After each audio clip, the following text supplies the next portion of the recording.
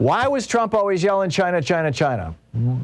Other than just, scapegoating and Hunter Biden or something like that. But why? Well, it turns out that, and we just learned this yesterday, right? This came out of the Washington Post, out of a report from the Washington Post, that Donald Trump had a couple of lawyers, one who's still a lawyer with the U.S. military. His name is Frank Colon, C-O-L-O-N, and another one, a lawyer who unsuccessfully ran for Congress as a Republican in Virginia. His name is Michael Del Rosso, and a former staffer of the National Security Council, Richard Higgins.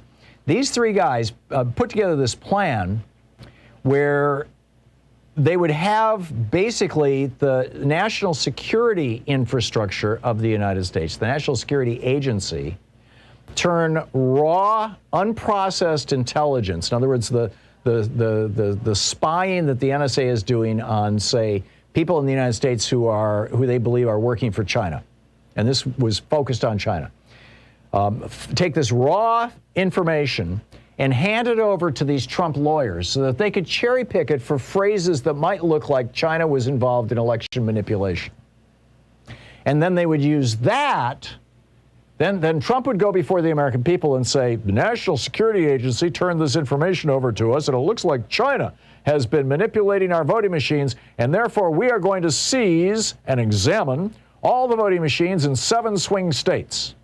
And of course, you can bet your bottom dollar after that examination, they would discover that all those voting machines had been, hacked by China and flipped to Joe Biden.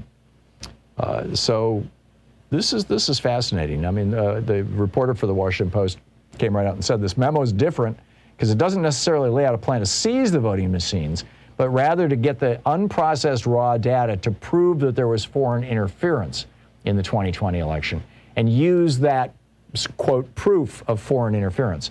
So now, and the real outrageous thing is that Republican Senator Ron Johnson, Republican Senator Cynthia Lummis of Wyoming, and Republican Senator Kevin Cramer of North Dakota all participated in a Zoom meeting on January 4th, an actual meeting on January 4th at the Trump Hotel 2 days before the insurrection, in which they were briefed about this memo. So we have 3 Republicans in the United States Senate who knew about this plan. And why is nobody asking Kevin Cramer or Cynthia Lummis or Ron Johnson what they know? Why are these people not being, or maybe they are, maybe they are. This is a great place for, hey, Merrick Garland, check this out.